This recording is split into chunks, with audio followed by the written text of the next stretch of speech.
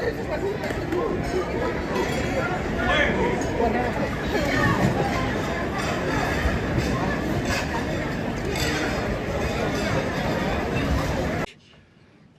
was supposed to bring together members of both parties with members of the press, and in a certain way it did, because the fact that they just unified, I saw a room that was just totally unified. It was in one way very beautiful, a very beautiful thing to see. A man charged a security checkpoint armed with multiple weapons, and he was taken down by some very brave members of Secret Service, and they acted very quickly and have just released, for purposes of transparency, clarity, I've ordered it to be put out. You probably have it by now, put out on Truth and put out on many of the platforms.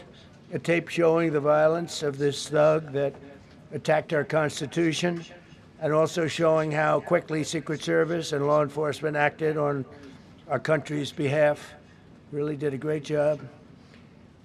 One officer was shot, but saved by the fact that he was wearing obviously a very good bulletproof vest. He was shot from very close distance with a very powerful gun, and the vest did the job. I just spoke to the officer, and he's doing great. He's in great shape. He has very high spirits, and we told him we love him and respect him. And he's a very proud guy. He's very proud of what he does, Secret Service agent. And we looked at all of the conditions that took place tonight, and I will say, you know, it's not a particularly secure building. And I didn't want to say this, but this is why we have to have all of the attributes of what we're planning at the White House. It's actually a larger room, and it's much more secure. It's drone-proof, it's bulletproof glass. We need the ballroom. That's why Secret Service, that's why the military are demanding it. They've wanted the ballroom for 150 years for lots of different reasons, but today's a little bit different, because today we need levels of security that probably nobody's ever seen before. But everyone owes a tremendous debt of gratitude to the courage of law enforcement, the law enforcement, and working with the D.C. police. And we just spoke with the mayor. And when we're finished, the police chief is going to take over and discuss it also from their viewpoint.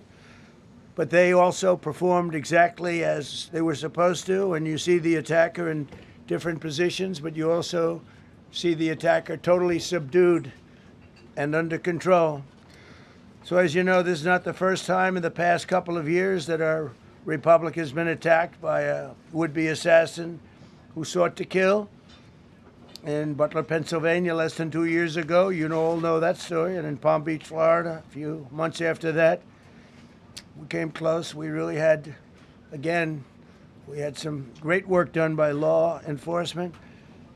But in light of this evening's events, I asked that all Americans recommit with their hearts in resolving our difference peacefully. We have to resolve our differences. I will say, you had Republicans, Democrats, independents, conservatives, liberals, and progressives. Those words are interchangeable, perhaps, but maybe they're not. But yet everybody in that room, big crowd, record-setting crowd. There was a record-setting group of people. And there was a tremendous amount of love and coming together. I watched, and I was very, very impressed by that. But we were, First Lady and I were taken very well care of, very quickly rushed off the stage. Vice President J.D. Vance, who's here, was likewise beautifully done. He was just saying how quickly everybody acted, law enforcement, Secret Service in particular in this case, but law enforcement. Marco had the same thing. Pete was there. Pete didn't want any help. He didn't want anybody to help him. He doesn't want anybody to help him, but he did get some, didn't you? And I think you also said that it was very impressive. So with that, I'd like to ask Todd Blanche to come up, say a few words, and tell you it's already underway, the The man has been captured. They're going to his apartment. I guess he lives in California. And he's a sick person, a very sick person. And we don't want things like this to happen. I think it's very important that I say, though, and I told the representatives of the evening, they did such a beautiful job. It was such a beautiful evening. And again, they're talking about free speech in our Constitution. That's what it's all about, not just White House correspondence. It was really based on free speech in our Constitution. But I said very importantly that we'll do it again within the next 30 days, and we'll make it bigger and better and even nicer.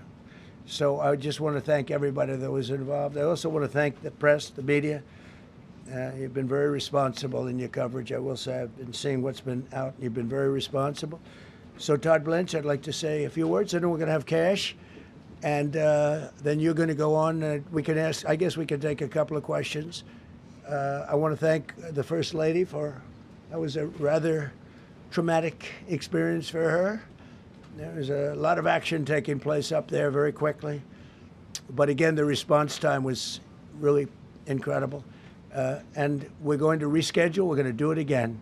We're not going to let anybody take over our society. We're not going to cancel things out because we can't do that. We wanted to stay tonight. I will tell you, I fought like hell to stay.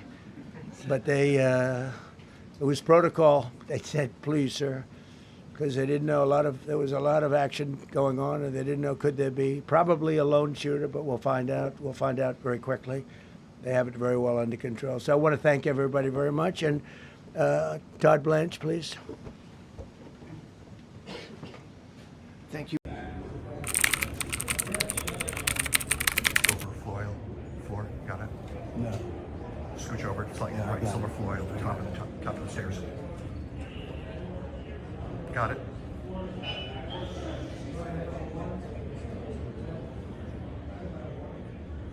Jesus Christ. Sorry.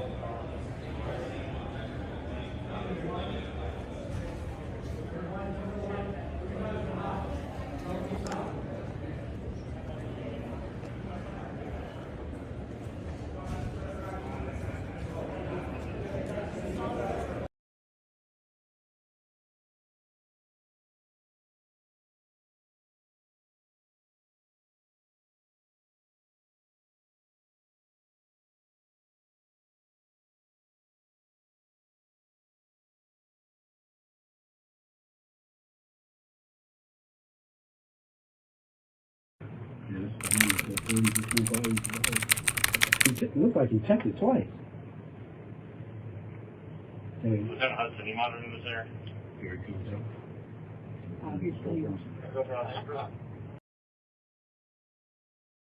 Lieutenant Hudson, any monitoring this there? Here it comes up. Lieutenant